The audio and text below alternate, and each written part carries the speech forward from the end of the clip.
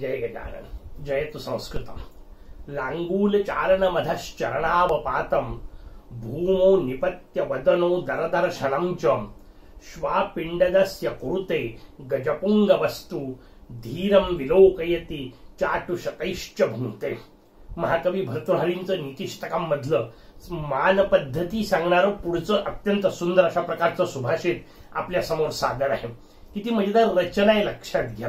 सुभाषित तर आपण समजून घेतच आहोत, पण त्या निमित्ताने संस्कृत साहित्य भारतीय संस्कृतीच्या विविध पैलूंनाही आपण समजून घेण्याचा प्रयत्न करत आहोत। हे करत असताना एक गोष्ट लक्षात घ्या की इथे आपल्याला दोन प्राण्यांचं वर्णन केलेलं आहे। पहिल्या एकात श्वा म्हणजे कुत्र्याचं वर्णन केलं, नंतर गज म्हणजे हत्तीचं वर्णन केलं। दोन प्राण्यांचं वर्णन करत हे सुभाषित आपल्याला काही सांगू पाहतंय। किती मजेदार रचना आहे लक्षात घ्या। नीतिशास्त्र ज्याला आपण म्हणतो, मग त्या नीतिशास्त्रावरचे सगळे आपले प्राचीन ग्रंथ पहा, तुम्हाला एक मजेदार गोष्ट लक्षात येईल। जसं आपल्या समोर आता नीतिशतक आहे किंवा नीतिशास्त्र सांगणारे प्राचीन ग्रंथ, मग पंचतंत्र असेल, मग हितोपदेश असेल, या सगळ्या ग्रंथांचा अभ्यास करा। अगदी वरपांगी वाचलं तरी आपल्या लक्षात येईल की याच्यामध्ये सगळ्या पशुपक्ष्यांच्याच गोष्टी सांगितलेल्या आहेत। माणसं फार क्वचित आहेत, अगदीच नाही असं नाही, काही जागी माणसांचं वर्णन येतं, पण फार क्वचित जागी माणसांचं वर्णन येतं। आणि तेही माणसांचं वर्णन येत असताना मनुष्य नावाच्या संपूर्ण जातीचं एकत्रित वर्णन अशा स्वरूपात आपल्याला पाहायला मिळतं। कोणत्या एका माणसाला उद्देशून अशा प्रकारचं सुभाषित नसतं। का नसेल याचा एक विचार समजून घ्या। लक्षात घ्या, दोन पद्धती असतात मानवी जीवनातल्या विचारांच्या उन्नतीच्या।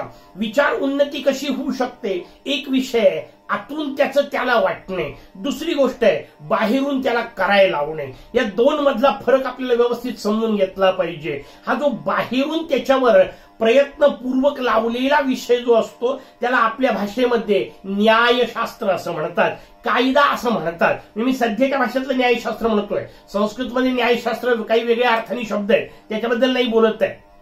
न्याय याचा अर्थ न्यायालयात ज्या पद्धतीने काम चालतं या अर्थाने मी तो शब्द वापरतोय। न्यायशास्त्र हा जो विषय आहे तो या पद्धतीचा आहे। कायदा आपण ज्याला म्हणू, म्हणजे अख्खे आपल्याला व्यवस्थित लक्षात येईल, कायदा या पद्धतीने काम करतो, तो बाहेरून तुम्हाला नियम सांगतो आणि या नियमानुसार वागा नाहीतर तुम्हाला शिक्षा होईल, अशा पद्धतीची रचना कायद्याची असते।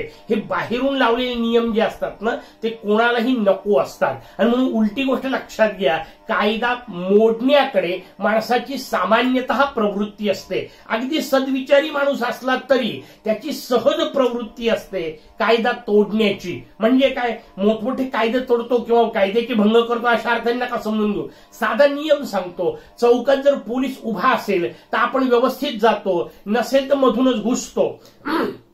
ही जी प्रवृत्ती आहे ती कायदा तोडण्याचीच वृत्ती आहे, लक्षात घ्या। फार लहानशी आहे, त्यांनी काही फार मोठं नुकसान होणार नाहीये, पण ती प्रवृत्ती असते, हा भाग त्यातला समजून घ्या। दुसऱ्या बाजूला नीतिशास्त्र आपल्याकडे सांगितलं, धर्मशास्त्र ज्याला आपण म्हणतो पुढे जाऊन आणखीन, ते शास्त्र आपल्याला सांगितलं, ते बाहेरून नाही वळण लावत, ते आतून वळण लावतात। आणि मग ते आतून लावण्याचं जे वळण आहे त्या वळणाचा हिशोब व्यवस्थित समजून घ्या। त्यात पालनाची प्रवृत्ती असते, एका बाजूला उल्लंघनाची प्रवृत्ती आहे कायद्याच्या बाबतीत, बाहेरून लावलेल्या नियमांच्या बाबतीत हे आतून सांगत असल्यामुळे यात पालनाची प्रवृत्ती आहे। मग आतून कसं सांगायचं, तर आतून तुम्हाला थेट सांगितलं तर ते तुम्हाला नको असतं। कोणाही माणसाला या जगात उपदेश ऐकायला आवडत नाही, कोणालाही विनाकारण सल्ले ऐकायला आवडत नाही, आणि दिल्याशिवाय लोक राहत नाही। ही मोठी पंचायत आहे। तुमच्या भल्याचं जरी सांगत असेल तरी मी काय मूर्ख आहे का, हा जो पहिला मूर्ख पद्धतीत आपण सांगितला तो भाव पक्का असतो आणि त्याच्यामुळे त्याला उपदेश नको असतो। मग उपदेश सरळ तर करता येत नाही, तू असा आहे असं तर म्हणता येत नाही, मग करायचं काय, त्याच्यावर या भारतीय नीतिशास्त्रज्ञांनी शोधलेली ही अलौकिक पद्धती आहे। शिक्षण पद्धतीत आपली अशी होती, कसं शिकवायचं, पशुपक्ष्यांच्या गोष्टी सांगायच्या, आणि मग त्या पशुपक्ष्यांच्या गोष्टीच्या माध्यमातून आपल्याला जे शिकवायचंय ते मुलांपर्यंत पोहोचवायचं, ते पुढच्या पिढीपर्यंत पोहोचवायचं, श्रोत्यांपर्यंत वाचकांपर्यंत पोहोचवायचं ही भारतीय प्रवृत्ती आहे. लहानसा विषय निघाला म्हणून 1 मिनिट सांगतो आणि मग सुभाषितावरचा विचार करू. लक्षात घ्या, आपण अगदी आयुष्यात पहिली ऐकलेली कथा आठवा. सगळ्यांची जवळजवळ सारखी आहे. एक होता काऊ, एक होती चिव. काऊचं घर होतं शेणाचं, चिवचं घर होतं मेणाचं. एक दिवस मोठा पाऊस आला, काऊचं घर वाहून गेलं. कथा आपल्या सगळ्यांना माहिती आहे. कशा करता सांगितली असेल ही कथा? आपल्या आजी आजोबांनी आपल्याला सांगितली, आपण शांतपणे ऐकली. पण मी तुम्हाला पुढची गोष्ट सांगतो. जर तुम्ही तुमच्या नातवांना ही कथा सांगायला गेलात तर नातू सरळ सांगतील, आजोबा खोटं नका बोलू, असं नसतं कधी. चिमणीचं घर मेणाचं नसतं, कावळ्याचं घर शेणाचं नसतं, कावळ्यांचं काड्यांचं असतं, चिमणीचं गवताचं असतं. बरोबर आहे त्याचं. पण मला सांगा, जर एवढं त्या नातवाला कळतं तर आपल्या आजोबांना कळत नव्हतं का? त्यांच्या काळात चिमण्या जास्त होत्या, कावळे जास्त होते, मग तरी त्यांनी का सांगितलं? कथेचा भाव लक्षात घ्या. शेणाचं घर, मेणाचं घर हे नाही सांगायचंय. पुढचं वाक्य महत्वाचं आहे. एक दिवस मोठा पाऊस आला, वाहून कोणाचं घर गेलं? शेणाचं गेलं, मेणाचं नाही गेलं. का नाही गेलं? त्याचं उत्तरच त्याच्या घटकांमध्ये आहे. शेणावर जेव्हा पाणी पडतं तेव्हा शेणातला प्रत्येक कण वेगळा होऊन व्हायला सुरुवात होते. मेणावर जेव्हा पाऊस पडतो, पाणी पडतं, तेव्हा मेण एकमेकाला घट्ट चिपकून बसतात सगळे कण. मेण मजबूत होतं, मेण कडक होतं. हा जो भाव आहे तो समजून घ्या. आणि मग आजी जेव्हा मला पाळण्यात झुलवताना ही कथा ऐकवत होती तेव्हा ती संस्कार देत होती की लक्षात घ्या, संकटाच्या वेळी घरातले सगळे एकमेकाला पकडून राहिले ना तर घर टिकून राहतं, नाही तर घर वाहून जातं. ही जी शिक्षणाची पद्धती आहे ही पद्धती आम्हाला व्यवस्थित समजून घ्यावी लागेल. शेणाचं घर की मेणाचं नाही सांगायचंय, त्याच्या मागच्या संस्कारांच्या या ज्या भूमिका आहेत. पण ह्या ताबडतोब समजतात असं नाही, सगळ्यांना समजतात असं नाही. पण कथा तर सगळ्यांना समजते की नाही? हा भाव आता आपल्याला सांगितल्यानंतर अनेकांना वाटलं असेल यार हे तर नवीनच, आम्हाला काहीतरी समजलं, आत्ता कळली ही कथा, हा भाव येऊ शकतो. पण कथा जरी आत्ता कळली असेल तरी कथा माहिती लहानपणापासून होती की नाही त्याची ती जी स्मरणशीलता आहे त्याचा विचार करत आपल्याकडे पशुपक्ष्यांच्या गोष्टींच्या माध्यमातून जे सांगायचंय ते तत्वज्ञान सांगितलेलं असतं. इथं तत्वज्ञान शब्दाचा आध्यात्मिक अर्थ नका घेऊ. एखाद्या गोष्टीच्या मागचं तत्व सांगणे या अर्थाने तत्वज्ञान शब्द म्हणतोय. त्या गोष्टीच्या मागची भूमिका, त्या गोष्टीच्या मागचा गूढार्थ आपल्याला सांगायचा असतो. सांगायचा तो गूढार्थच असतो, पण तोच नुसता सांगितला तर लक्षात राहत नाही. म्हणून कथांचं पालुपत्याला जोडलेलं असतं, कथांची झालर लावलेली असते, त्या पद्धतीत पुट चढवून आपल्या समोर दिलेलं असतं. तशी कथा आपल्या समोर देतात, पशुपक्ष्यांची उदाहरणं देतात. ते उदाहरण देत असताना एका बाजूला कुत्र्याचं उदाहरण दिलं, दुसऱ्या बाजूला हत्तीचं उदाहरण दिलं. मग मागच्या श्लोकात आपण पाहिलं तसं आपण कुठे आहोत ते आपलं आपण तपासायचं. ते तुम्हाला काही म्हणणार नाही तू असा आहे की तसा आहे, तू स्वतःच स्वतःला तपास. ही जी भूमिका आहे आणि मग ती आतून येणारी आहे. आणि मग आतून जेव्हा आपल्याला पटतं अरे आपण हे जे वागतोय ना जीवनामध्ये ते तर अक्षरशः कुत्र्यासारखं वागतोय, बदललं पाहिजे स्वतःला, हे आतूनच वाटतं. आणि मग ती जी परिवर्तनाची इच्छा निर्माण होते ना त्यातून खरं परिवर्तन होत असतं. त्यातून व्यक्तिमत्वाचा खरा विकास होत असतो. दाखवाय पुरता नाही, तात्पुरता नाही.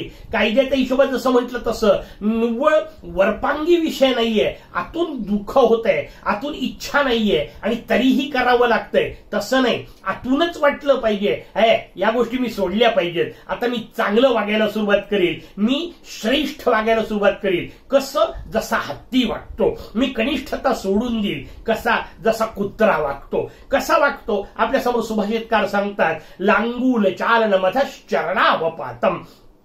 काय करतो कुत्रा? लांगूल चालन करतो. शब्द आपल्याला राजकारणात खूप वेळा ऐकून ऐकून माहिती आहे, त्याचा अर्थ नेमका समजून घ्या. लांगूल शब्दाचा अर्थ आहे शेपटी, लांगूल चालन शब्दाचा अर्थ शेपूट हलवणे. कोणाच्या समोर ज्याच्याकडून काहीतरी पाहिजे असतं त्याच्या समोर तो कुत्रा जाऊन उभा राहतो. आपल्या मालकाच्या समोर आपला स्वामी जो असेल, संचालक जो असेल त्याच्या समोर उभा राहतो आणि शेपूट हलवत राहतो. वाक्याचा अर्थ तो म्हणेल ती गोष्ट. मग ती शेपूट हलवण्याची प्रवृत्ती लक्षात घ्या. त्यांनी एखाद्या गोष्टी फेकली तर जरा घेऊन ये म्हटलं की हा आपला चालला. इकडे वास्तविक त्याला जायची इच्छा नाहीये, खायला पाहिजे म्हणून तो आला, पण तो मालक त्याला त्या गोष्टीच्या बदल्यात अनेक गोष्टी करायला लावतो. बस म्हटलं की बसायला लावतो, उठ म्हटलं की उठायला लावतो, धावायला लावतो, वस्तू आणायला लावतो, 2 पायावर उभं राहायला सांगतो. ह्या ज्या सगळ्या गोष्टी या कराव्या लागतात. इच्छा नाहीये त्या कुत्र्याची, कराव्या लागतात. का?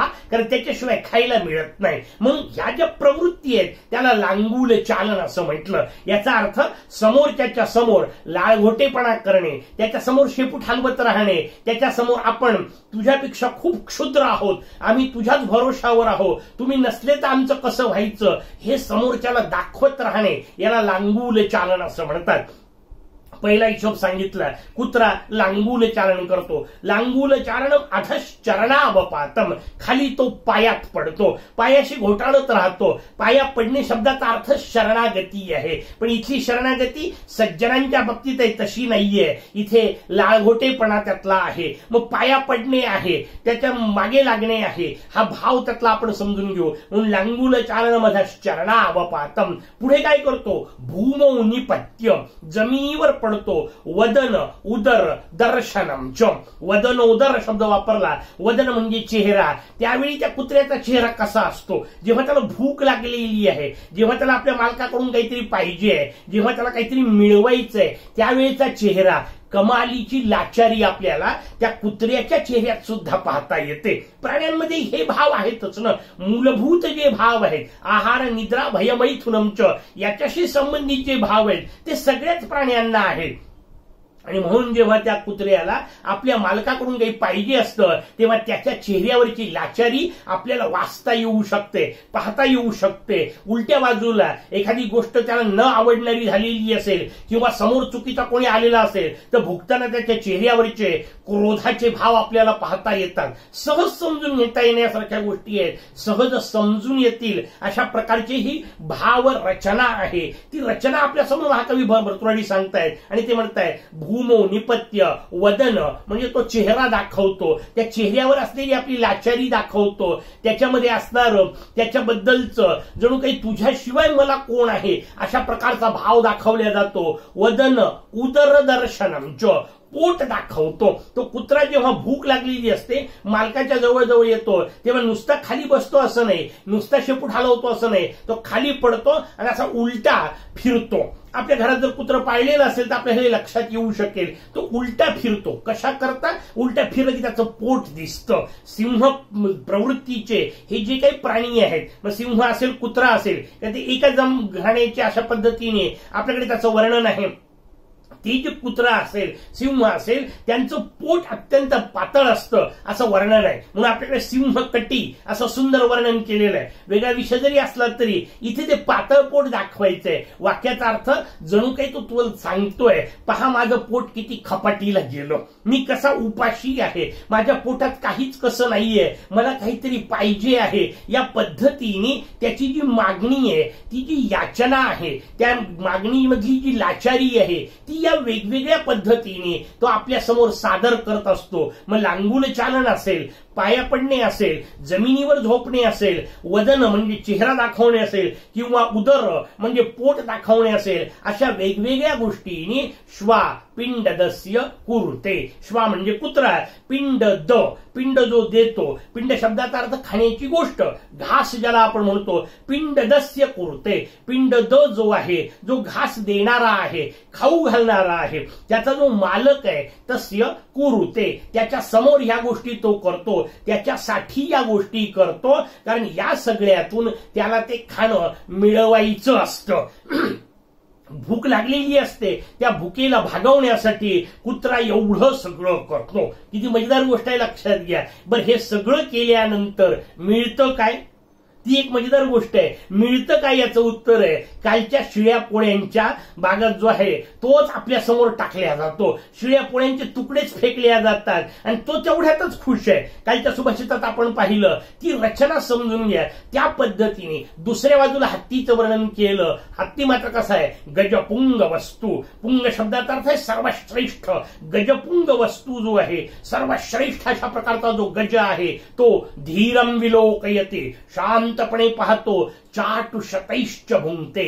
चाटू शब्द प्रेमशास्त्रात वापरला जातो, पण प्रेम केवळ व्यक्तीवरचं नाही. जी जी आवडती गोष्ट असेल त्याच्यावर केलेलं प्रेम, त्या हत्तीच्या मालकाचं, त्या माहुताचं त्या हत्तीवर अत्यंत प्रेम असतं आणि म्हणून त्यांनी खावं असं त्याला वाटतं. म्हणून तो हत्तीला अंजारतो, गोंजारतो, पाठीवरून हात फिरवतो, पायावरून हात फिरवतो, सोंड त्याची कुरवाळतो आणि सगळं करून त्याला हळूच त्याच्या समोर घास धरतो. 4 वेळा तो त्या घासाकडे पाहतो, मग खाल्लं तर खाल्लं. ही जी भूमिका आहे, भूक त्याला लागत नाही का? लागते. पण हत्तीच्या समोर तुम्ही शिळ्या पोळ्या टाका, लक्षही देणार नाही, जन्मात खाणार नाही. हा जो भाव आहे तो समजून घ्या त्यातला. म्हणून त्याच्या समोर सुंदर केलेला कणकीचा गोळा असतो, त्याच्यात गुळ वगैरे घातलेला असतो, चविष्ट अशा पद्धतीने केलं जातं, तेही तो लवकर खात नाही. भूक तर त्यालाही लागलेली आहे, उलट त्याची भूक कुत्र्यापेक्षा हजारो पट मोठी आहे, कारण तो तेवढा मोठा आहे. तेवढ्या मोठ्याला त्याला भूक लागली असताना सुद्धा तो शांतपणे पाहतो आणि समोरचा माणूस जेव्हा प्रेमाने त्याला घे रे बाबा म्हणतो तेव्हाच खातो. ही जी प्रवृत्ती आहे ना, याला सन्मान असं म्हणतात. जीवनामध्ये जगणं असं सन्मानाने असलं पाहिजे, हे महाकवी भर्तृहरी आपल्याला सांगतायत. आणखीन वेगवेगळ्या पद्धतीने सांगतील पुढच्या श्लोकात, पुढच्या भागात. तोपर्यंत जयतु संस्कृतम.